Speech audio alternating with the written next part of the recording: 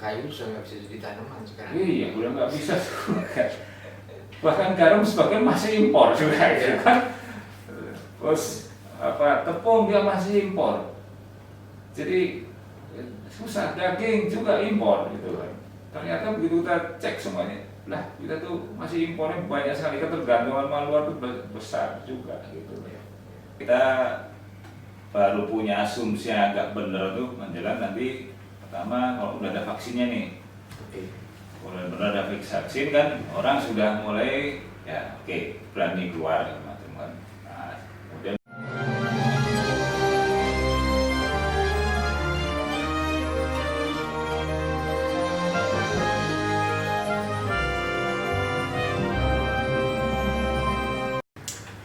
Assalamualaikum warahmatullahi wabarakatuh, teman-teman alumni. Kita ketemu lagi di Muhibah channel YouTube ini, dan kali ini kita mau ngobrol-ngobrol tentang entrepreneurship, dan sudah ada tokoh istimewa yang menjadi teman ngobrol kita. Beliau adalah Mas Sri Hascaryo atau biasa dipanggil Mas Yoyo. Assalamualaikum Mas. Waalaikumsalam. Apa kabar Mas? Alhamdulillah, kita lagi covid jadi banyak di rumah. Kata orang di rumah, banyak di rumah nggak apa-apa, soal duitnya tetap ngalir ke rekening. Amin. Gitu. Mas Yoyo ini memang dikenal sebagai entrepreneurship. Nah, kita mengulik ini tentang entrepreneurship. Semoga ini obrolan ini bisa menginspirasi teman-teman semua. Mas Yoyo, mungkin boleh diceritakan sedikit bagaimana Mas Yoyo tertarik dan menggeluti dunia bisnis sebagai entrepreneur. Ya, sebetulnya saya ini bukan, agak malu juga sebut businessman entrepreneurship. Ya sebetulnya semuanya itu kan cuman dapat rezeki jatahnya masing-masing gitu kan. Cuman gimana kita cara mengambil jatah rezeki kita, itu caranya masing-masing bagaimana. Nah, sebetulnya kalau memulai dari usaha itu tuh sejak zaman kuliah tuh ya udah mulai dikit-dikit. Kalau zaman dulu kan, zaman kuliah itu suka bikin kaos gitu lah. Kaos, waktu itu bikin kaos di Bandung, jual di teman-teman, terus bikin sweater gitu kan, jual gitu kan. Mulai gitu-gitu, terus bikin restoran di Jogja. Ya mulai, jadi waktu itu saya pikir sambil kuliah sudah punya usaha, dan waktu itu juga mikir ya sudahlah, kalau orang Jogja kan gitu kok, kita merasa cukup, jadi dengan penghasilan segitu udah cukup, udah inilah Jogja gini kan. Jogja itu memang hawanya kayak gitu tuh, jadi senang di Jogja karena merasa serba cukup aja, nggak moyo gitu kan. Tapi kebetulan saya lulus diterima kerja di Jakarta. Jadi saya mesti mikir gimana mau nerusin bisnis atau mau kerja. Lalu saya pikir ya cari pengalaman dulu dah, kalau mumpung masih muda, coba kerja di Jakarta kayak apa sih. Dulu ke Jakarta itu biasanya cuma nanteng proposal, kok cari sponsor. Ya, nanti mahasiswa ya. Iya, sih jangan aja nyari sponsor, datang ke mana-mana. Nah sekarang kita jadi penghuni Jakarta kayak apa sih, gitu kan? Udah, akhirnya terima Jakarta, tempatkan di Jakarta. Nah, ya ternyata ada hikmahnya bahwa kalau saya di Jogja terus bagus, Jogja itu bagus, artinya hidupnya tuh enak. Ya, tapi begitu kita di Jakarta, kita juga melihat gambar yang lebih besar, ternyata ada banyak hal yang masih bisa kita kerjakan. Jadi sambil bekerja, ya alhamdulillah saya 89 mulai bekerja. Nah waktu itu belum ketemu lah mau bikin bisnis apa, karena baru awal-awal kerja. Ya udah cari pengalaman aja. Nah, dihantam Krismon, begitu habis masa-masa Krismon itulah kemudian mulai di tempat kita bekerja juga sedang shutdown, ya mikir-mikir lah nih, ini kalau tempat kerja saya juga tutup, saya terus gimana nih? Saya harus mulai kerja juga. Nah mulailah situ bikin usaha-usaha. usaha yang berjalan dari sejak hikmah dari Kisman tadi dari sekitar berarti ya 98, 2000 sampai 2000 lah, itu masih nyoba-nyoba bisnis apa-apa gitu, keriting-keriting yang resiko kecil lah.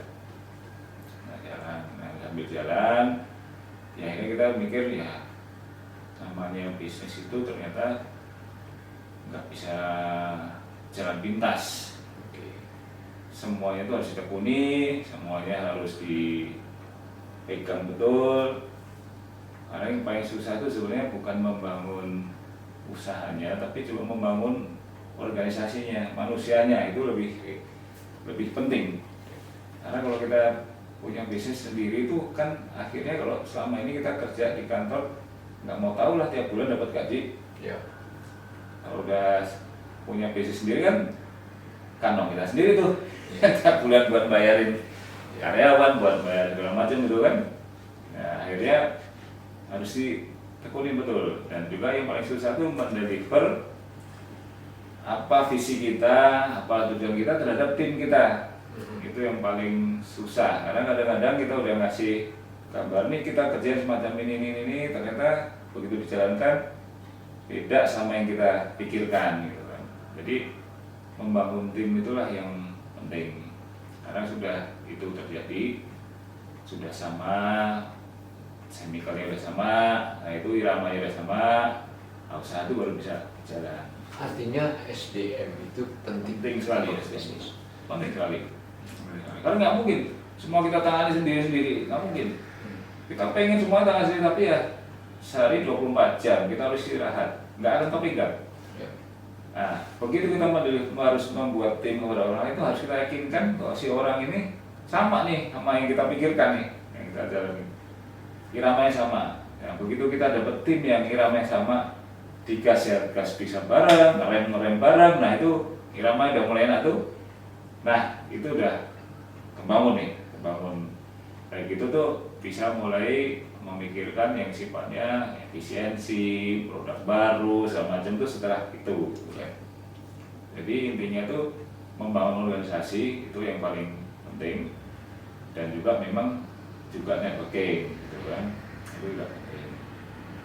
Nah bedanya tuh memang kadang-kadang ada orang yang cepat, ada orang yang mencapai bisnisnya itu ya bertahap. Gitu. Apa yang utama yang Mas Yoyo perkuat untuk SDM? Sebetulnya menyamakan visi itu yang penting. Menyamakan visi yang penting dulu, karena begitu kita masih sendirian dan kerja sama tim kita, kalau dia masih dikendalikan oleh kita, kadang-kadang masih bisa kita push ya. Tapi kalau udah sama partner itu kadang-kadang juga visinya sama kan nih, ya, gitu. Ternyata dia niatnya beda sama niat kita, itu juga itu nanti akan jadi masalah gitu kan.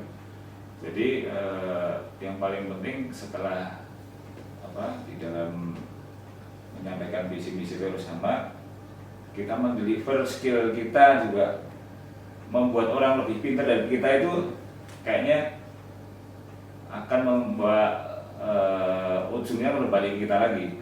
Jadi jangan pelit-pelit ngasih arahan mendeliver ilmu kepada orang lain.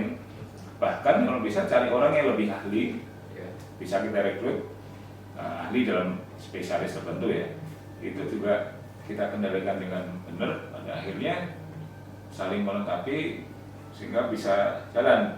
Nah kalau orang pikir bisnis itu dulu kan masalah modal, masalah ya segala macam lah, itu marketnya segala macam, tapi kalau saya justru manusianya nih gitu kan. Setelah itu baru kondisi market, memang keuangan segala macam itu penting ya, tapi bukan yang utama itu ya. Bukan yang utama maksudnya, karena ide dan kesamaan visi, kemudian punya organisasi yang kuat, insya Allah orang percaya. Nah sebenarnya aset utamanya kepercayaan. Nah, ini Mas, soal ide, ini terutama mungkin buat yang fresh graduate yang ingin masuk di dunia ini, dalam bisnis seberapa besar peran ide dan ide yang seperti apa, Mas? Ide itu pada awalnya penting, pada awalnya ya, ide mau bikin usaha apa nih? Ide itu penting gitu kan. Tapi kalau kita berhenti terus berpikir di ide nggak kita jalanin terus nggak akan pernah maju kita. Ya, Gitu nggak kan. berubah. Karena oke kita berpikir yang ideal terus nih, nggak jalan-jalan nih, jadi harus berani jalan. Nah, begitu ada ide, kadang-kadang idenya itu masih jauh, terus gimana melaksanakannya, yang penting jalanin gitu, jalanin dulu nih, nanti pasti akan nabrak-nabrak kemana-mana, ya tapi nanti akhirnya akan ketemu jalan gitu. Tapi kalau masih ide terus jalan-jalan, ya itu buang waktu lagi gitu.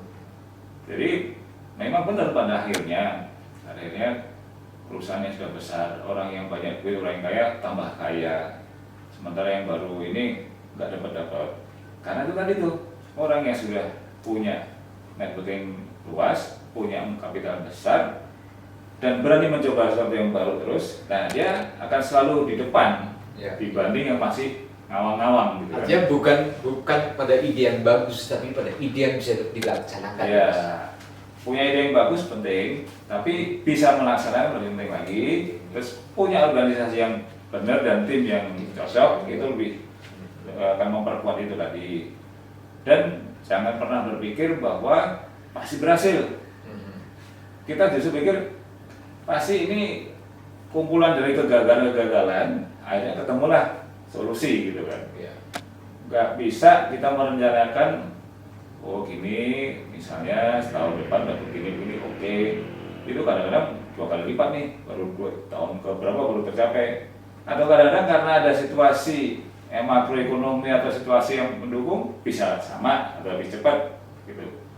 Tapi terlalu banyak hal yang variabel sifatnya kan, di luar kontrol kita gitu kan. Kita kan nggak bisa mengontrol segala sesuatu yang maunya kita gitu. Nah untuk itu dicoba terus akhirnya ketemulah, oh ini begini akhirnya yang tidak terkontrol jadi kontrolable gitu kan. Nah itu bagaimana juga butuh waktu.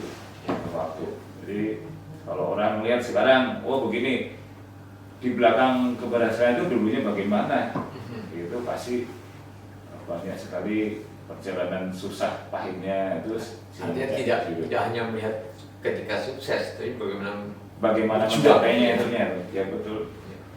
Sukses itu juga tanda tanya loh. Yang namanya sukses itu apa sih? Nggak tahu kita kan. Begitu udah sukses udah kayak begini, itu belum tentu dibilang sukses juga. Sukses itu nggak akan berakhir lah, ada sukses berikutnya harusnya. Sukses ini berikutnya karena tadi terlalu banyak yang tidak bisa kita kontrol sebetulnya. Di atas langit ada langit lagi, udah sukses di sini belum tentu nanti disaingkan. Jadi menjaga itu tetap sukses, tetap tanda kutip dalam kondisi yang nyaman, dalam kondisi yang establis, menjaganya juga susah juga, gitu. Kalau dipikir wah udah enak lu ya gini-gini, iya, lu nggak tahu jagain supaya itu enak, lu juga ada effortnya nih supaya tetap begitu terus. Karena usaha tiba-tiba kehantam apa yang itu kan perlu ketahanan ya. Jadi ketahanan nasionalnya masing-masing kan beda-beda gitu kan. Kok tiba-tiba saya membayangkan membangun bisnis itu seperti menjaga harmoni dari grup musik gitu ya. Ya betul, kira-kira begitulah. Ada yang sedikit mana ya kacau lagi. Iya. Belum jadi kacau itu bisa. Iya. Karena kan si customer kita menunggu dengan harapan, oh sajiannya begini, gitu kan. Begitu ada sajiannya begini kan, ya customer kita nggak jadi deh, gitu kan. Jadi harus kita jagain ekspektasi orang, terhadap kita juga sama, gitu. Nah timnya harus cocok. Nah yang bikin tim itu juga nggak langsung bisa jadi. Kalau kita sama-sama lulusan UII pun belum tentu sama juga cocok gitu kan, beda-beda. Jadi penting sekali untuk membangun tim yang kuat, yang kuat karena nggak semuanya bisa kita kendalikan. Mas Yoyo, dari jalan awal ada naik turun 98, kemudian 2004 kalau nggak salah ya, sekitar itu ada krisis, atau 2008 ya. Sampai sekarang krisis ekonomi. mana yang paling penuh tantangan? Kalau 98 itu sebetulnya masih jalan ya bisnis ya. Yang terkena itu yang gede-gede. Kalau 98 itu konglomerasi, orang itu pada kena tuh semua.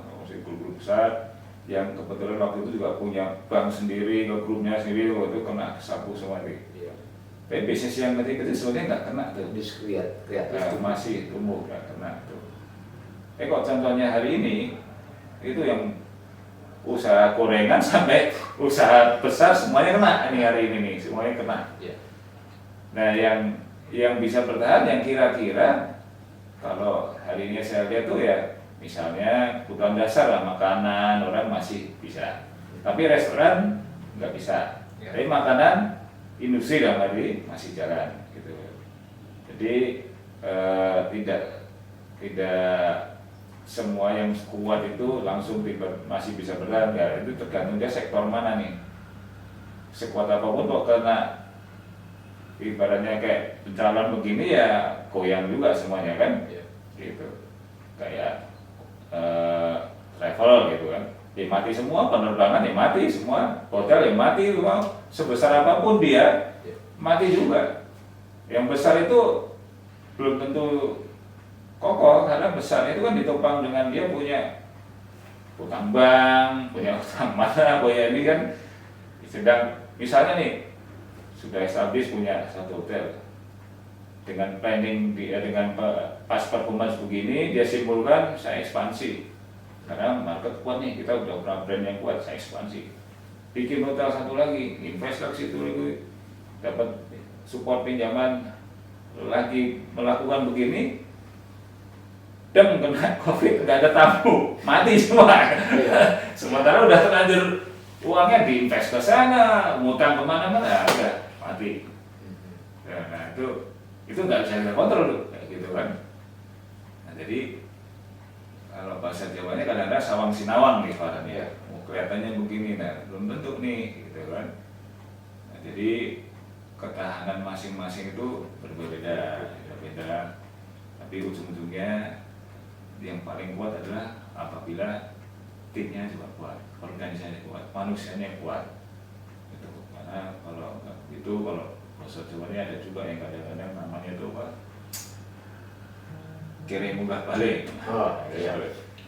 Mentalnya belum kuat kalau begitu. Iya. Tiba-tiba dia dapat rezeki yang nggak dikira, langsung dapat sesuatu posisi gitu ya. Itu kalau mentalnya nggak kuat, ya terus tingkahnya juga nggak bisa menyamai ininya dia kan. Soalnya kan dia di level ini, dia kelakuannya masih level di sini nih. Di sini nih harusnya dia adaptasi lagi nih. Kalau memang dia belum bisa punya wawasan yang sebesar itu, ya akhirnya pasti nggak kuat. Kuat gitu kan. Jadi intinya tuh memang mental itu harus dibangun dengan banyak kegagalan, set by set, pelan-pelan dan maju terus saja, jalan terus. Kegagalan tuh ya kita kumpulin aja sebagai modal sebenarnya, modal untuk keberhasilan kita yang akan datang gitu kan. Terus kita tercapai ya nanti jalan mempertahankan juga kemudian sulit lagi. Artinya seperti Bang Ali menyebut ini bukan new normal, tapi new style termasuk dalam bisnisnya. Ini adalah peradaban baru lah dalam dunia bisnis. Betul. Karena nggak ada yang orang mengira kan. Ya. Orang yang kalau dulu kita lihat misalnya kayak Nokia, kemudian tiba-tiba hancur. Padahal waktu itu kuat sekali yang namanya Nokia itu. Setiap orang pegang Nokia. Iya. Hancur gara-gara dia nolak Android segala macam itu kan. Nah, jadi memang ini kondisi yang begini ini membuat kita harus introspeksi, harus selalu berinovasi menghadapi setiap tantangan yang ada, sehingga apakah ini new normal atau the new style, intinya kita menghadapi situasi ini harus siap nih. Ya tadi kalau belum punya mental yang kokoh, belum punya tim yang kuat, adaptasinya tuh tentu saja telat juga. Ya, gitu. Tapi kalau sudah punya itu yang kuat, dihantam itu toh pada akhirnya kan kita harus jalan terus. Dengan begini kalau kita berhenti ibaratnya kalau misalnya kemudian dia kukut-kukut, kalau misalnya asetnya ditodoli sampai cari keluar itu ya dia berhenti kita gitu kan. Ya. Nah, harusnya kita harus tetap kuat untuk ya udah dia peluang apa nih yang bisa sustain gitu. Apa nih yang tidak bisa sustain lagi ya paksa kita potong-potong sehingga ya mengerucut lagi dulunya kita udah punya saat ini ya dengan kondisi kayak gini nih ya mengkerut lagi ya jalan lagi. Nah ini dan ini never ending terus akan begitu Ya. akan begitu. Bahkan sepertinya juga pemerintah kebingungan menangani gejolak ekonomi ini ya, karena ini global gitu kan. Keras semuanya bingung ya antara ekonomi atau kesehatan, bingung aja. Ya. Mau kesehatan dijamin nggak punya duit, Nggak ada duit.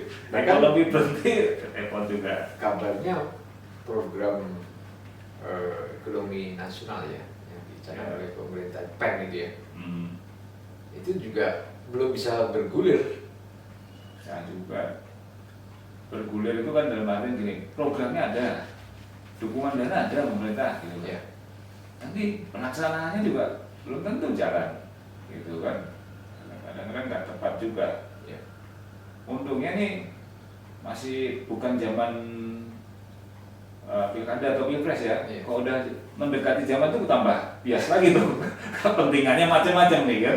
Iya. Ini untungnya periode 2 dari Pak Jokowi yang dimana dia udah nggak perlu kampanye gitu kan. Iya. Jadi dia udah bisa fokus mikirin rakyat gitu kan. Iya.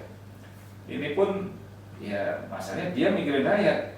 Apakah pelaksananya menteri-menteri mikirin itu juga nggak tahu. Iya. Menteri ke dirjennya apa begitu nih. Jadi perlu ya yang kuat lah, organisasi yang kuat lagi dalam skala besar ya. Kalau organisasi perusahaan kan saya tinggal tim kecil. Ini negara kan ya luas sekali. Mas Yo sebagai bisnismen merasakan betul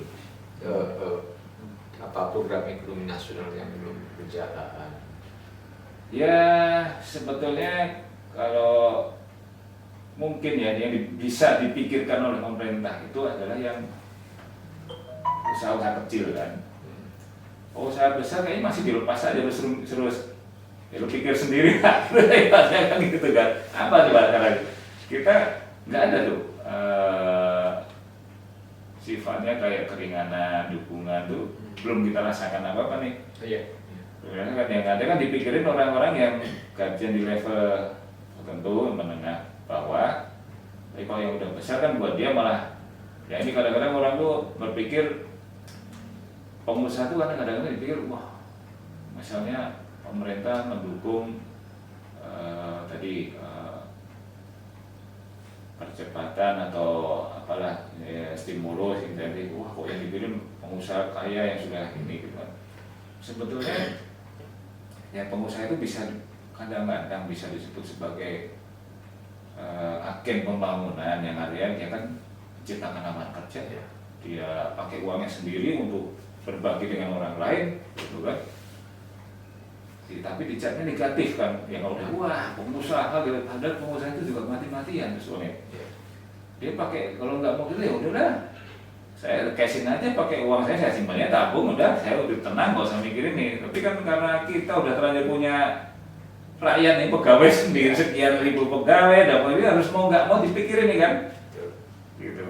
Jadi soalnya itu yang supaya partner gitu kan maksudnya pengusaha itu memang ada pengusaha dalam tanda kutip yang pengusaha yang nakal gitu. Hitam, ya. Yang hitam itu biasanya itu memang hit and run aja kan gitu kan dia memanfaatkan jadi calo lah jadi ini gitu jadi dia bukan memikirkan yang jangka panjang tapi pendek-pendek dia mainnya gitu kan. Jadi pengusaha dalam hal ini mestinya dianggap sebagai satu pilar juga untuk bisa membenahi perekonomian ini. Tapi memang banyak juga pemerintah harus bisa menggerakkan itu dengan memudahkan banyak aturan misalnya. Misalnya dalam hal kondisi kayak gini nih kita masih kerepotan mencari bahan baku misalnya. Bahan baku kerepotan. Padahal kita tahu nih bisa dapat dari negara lain ini, dapat yang lebih murah, efisien, dengan bisa breeding lagi. Tapi peraturan untuk mendatangkan bahan baku dengan kondisi hari ini kadang-kadang wah ini kita harus ekspor nih malah impor. Kemudian utamakan produk dalam negeri misalnya macam. Nah, problemnya ternyata yang kita bilang dari dulu kita seolah-olah punya ya tanah air yang makmur sehingga banyak sumber ini, ternyata enggak juga tuh. Kayu sudah nggak bisa jadi tanaman sekarang. Iya, udah nggak bisa juga. Bahkan garam sebagian masih impor juga, gitu kan. Terus tepung dia masih impor. Jadi susah, daging juga impor gitu kan. Ternyata begitu kita cek semuanya, lah kita tuh masih impornya banyak sekali, ketergantungan sama luar tuh besar juga gitu. Gitu. Ya, kalau begitu bisa juga kita buka saja. Kenapa? Ternyata efisiensinya lebih berarti dibanding kemudian membangun produk dalam negeri misalnya kadang-kadang ya. Misalnya ya sudahlah dibuka aja untuk hal yang sifatnya kebutuhan dasar, untuk bahan-bahan tertentu boleh bebas. Itu harga bahan bisa murah gitu. Misalnya untuk memproduksi sesuatu kalau pakai produk dalam negeri harus nunggu malah mahal. Tapi pakai impor karena apa? Karena di sana berlimpah produknya, ini masih murah kita impor, ya pakai aja. Nah, kadang-kadang ada kontradiksi dalam pemikiran-pemikiran di masyarakat. Wah, itu lindungi dong produk dalam negeri. Nah, kita mau pakai produk dalam negeri segala macam, tapi kadang-kadang dalam negeri itu pertama kontinuitasnya nggak terjamin juga, availability-nya tuh nggak langsung. Kalau industri itu kan begitu start pabrik ya, harus siap terus gitu kan. Ya kalau kadang ada kadang nggak ada ya nggak bisa kita gitu kan. Ya, jadi itu kadang-kadang sangat begitu udah kita agak besar memang kita erat hubungannya sama pemerintah nih, kadang-kadang sangat tergantung pemerintah. Begitu kita udah skala besar ya, kalau kita masih yang menengah bawah memang nggak terlalu ya, berkaitan ya. Ini begitulah skala industri mau nggak mau. Ya.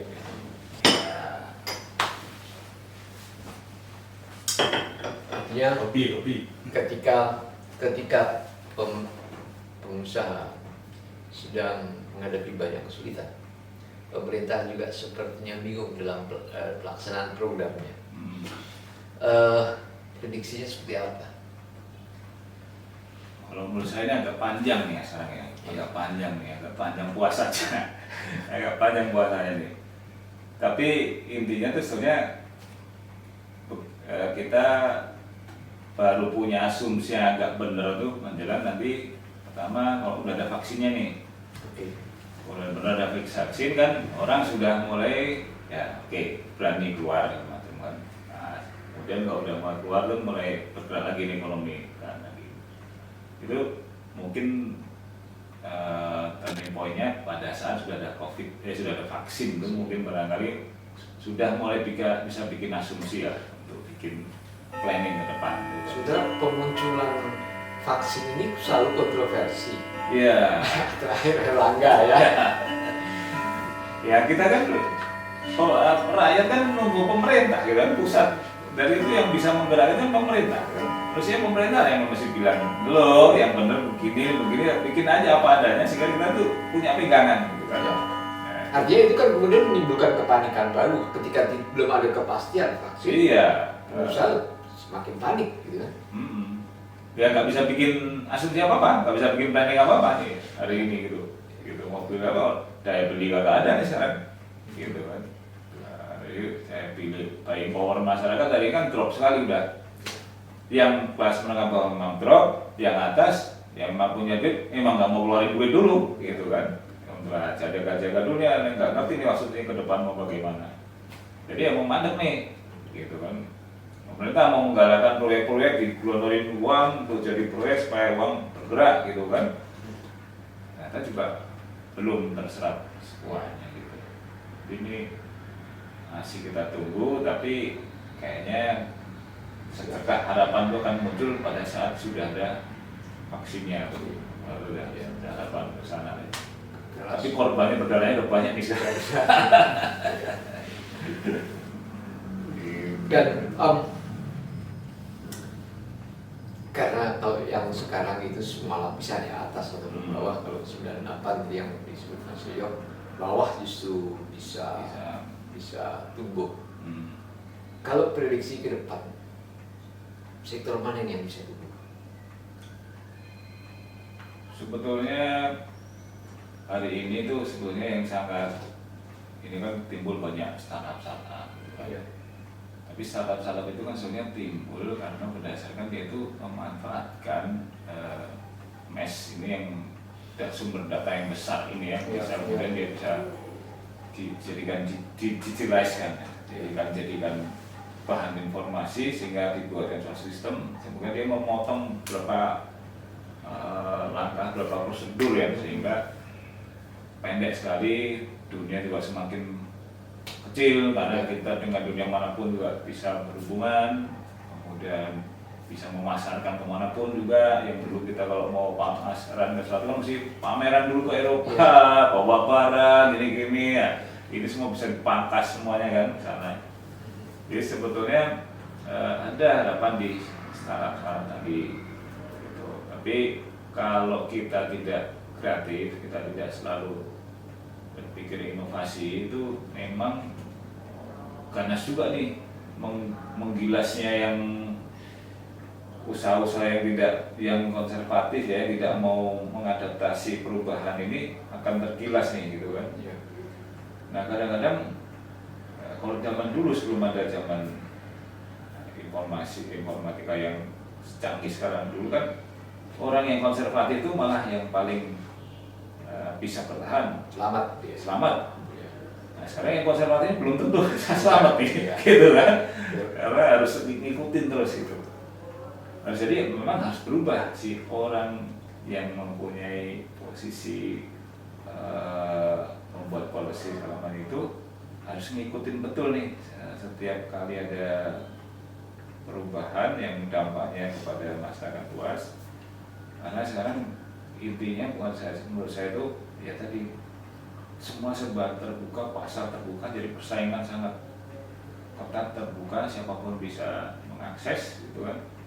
Jadi kalau kita nggak pandai-pandai memilih sesuai kemampuan kita, mana yang bisa kita ambil kuenya, itu ya bisa tertinggal. Jadi harus inovasi jalan terus nih, inovasi jalan terus. Nah kalau kebetulan di industri saya itu ada salah satu usaha saya di bidang makanan. Kalau makanan tuh itu tidak akan ketinggalan karena kebutuhan dasar, kebutuhan dasar. Yang berbeda adalah cara memasarkannya aja, tapi tetap dicari gitu. Tapi kayak sifatnya lifestyle itu cepat berubah dan cepat ditinggalkan kalau kita tidak cepat adaptasi. Jadi kalau yang berdasar industri makanan masih oke, tapi yang kaitannya sama lifestyle macam itu kayaknya harus ngikutin terus perubahan-perubahan, dan kalau nggak ikutan ketinggalan, begitu ketinggalan mati gitu kan. Nah itu kalau makanya saya masih tetap di bidang itu, industri makanan. Yang lifestyle misalnya saya kebetulan punya usaha di bidang otomotif, ini juga agak keteteran karena otomotif ini juga lifestyle juga sebetulnya. Gitu, karena orang udah mulai mikir ya kalau dulu kan pengen punya mobil ini sekarang udah pragmatis nih orang nih. Nggak punya mobil banyak-banyak, udah asal ada MRT udah bisa, mobil secukupnya ini udah bisa, ini gitu kan. Nah, jadi terpengaruh di situ. Kemudian kalau yang usaha lain di bidang misalnya services itu, nah itu masih jalan kalau service ya, cuman bidangnya harus pilih-pilih juga. Tapi risiko terkecil itu ya service sama trading masih kecil. Kecil resikonya lah, karena trading kan sebetulnya kan memindahkan suatu barang ke tempat yang antara supply dan demand aja. Tapi kalau sudah investasi itu yang kekuatan. Kayak sekarang investasi di bidang properti, kalau zaman dulu adalah termasuk salah satu idolanya ya, orang begitu berhasil di satu bidang terus diinvestkan ke properti, punya ini. Tapi sekarang properti bukan lagi suatu pilihan yang menarik ya, karena sekarang ya orang hotel banyak pilihan, Airbnb, ada mana hotel jaringan gitu kan. Bahkan tenda pun jadi hotel. Tenda pun jadi hotel sekarang, jadi orang praktis aja gitu kan. Gitu. Jadi emang properti nggak jadi lagi sesuatu yang ini. Harga tanah dulu kan kita jamin pasti naik, sekarang zaman justru turun kan. Gitu kan. Jadi orang dulunya menyimpan tabungan dengan nyimpan properti yang terus tumbuh terus, nah sekarang properti dibanting lagi, orang ditawar murah sekarang properti. Dari berbagai kondisi itu, Mas Yo, Mas Yo optimis bahwa ini akan kembali normal. Ya, normal baru, nah normal baru tadi, normal barunya itu normal baru karena memang standarnya akan berbeda. Standarnya akan berbeda nih sekarang. Di dunia bisnis normal baru itu terjemahannya apa? Normal baru itu adaptasi kalau menurut saya, kemampuan beradaptasi sebenarnya normal barunya itu. Kayaknya udah nggak perlu lagi punya grup company yang besar-besar. Itu nanti semakin ternyata analoginya sama dengan orang yang tubuhnya gemuk. Ada apa susah bergerak, jadi lebih bagus. Kayak masalahnya nggak lambing-lambing aja. Ngapa-ngapain masih gampang nih dibentuknya, gitu kan? Dan nggak butuh banyak pengobatan, gitu kan? Subhanallah. Tapi sifatnya perusahaan yang besar itu nanti akan repot. Menurut saya, justru kita bikin beberapa company yang yang gampang adaptasi aja. Ada apa-apa, switch gampang, ini switch gampang, ini gampang. Tapi kalau udah kita masih di suatu bidang gitu, misalnya kalau contohnya proyek Meikarta itu, sekian triliun belum di situ loh. Begitu ada kayak gini mati dah. Ada gitu kan. Tapi kalau yang bangun kecil apa, ada apa ya tenang-tenang aja, pindah apa tenang-tenang aja. Jadi kalau dulu adalah besar itu kuat, kalau saya sekarang ya yang fleksibel. Ya, artinya dari ekonomi yang berbasis apa modal kali ya, menjadi ekonomi sharing ini ya, semakin bisa sebanyak mungkin dia semakin untung. Bisa itu meminimais risiko. Ya. Tapi tadi kembali ke awal tadi, kita sharing-sharing itu kadang-kadang bisa kalau misi-misinya sama. Kalau enggak ribut jadinya nih, gitu akan ribut aja. Ya namanya sharing itu ribut aja. Kalau pengalaman saya nih, ya namanya sharing gitu. Kalau kita nggak sama pikirannya, ujung-ujungnya ada masalah. Jadi harus ada yang kontrol memang. Ada yang kontrol, harus ada yang kuat dalam hal ini untuk mengontrol yang lainnya. Gitu. Jadi ya sharing dalam artian gini, sharing itu bukan hanya dalam artian kepemilikan, tapi sharing dalam artian kita bikin networking. Jadi kalau dulu ke hilir kita maunya kuasain sendiri semua. Sekarang mungkin dibagi-bagi. Nah itu sharingnya di situ mungkin lebih oke. Jadi supaya masing-masing step bisa fleksibel, gitu. Oke. Mungkin gitu Mas Yo. 40 menit waktu kita untuk biasanya di YouTube tuh 40 menitan. Oke. Terima kasih banyak Mas Yo. Yang sama. Semoga obrolan kita ini bisa menginspirasi teman-teman alumni. Terus bergerak walaupun kecil tapi efektif itu lebih baik. Kalau saya mikir yang besar-besar deh. Besar. Mulai dari yang kecil dan optimis terus. Yang khawatir dengan kondisi ini akan dialami terus nih. Jangan nunggu situasi yang baik. Wah ketinggalan lagi. Tetap jalankan saja, optimis. Tapi nggak perlu besar-besar. Itu message-nya. Oke, teman-teman, terima kasih. Wassalamualaikum warahmatullahi wabarakatuh. Waalaikumsalam. Terima kasih, Mas Yo. Yes.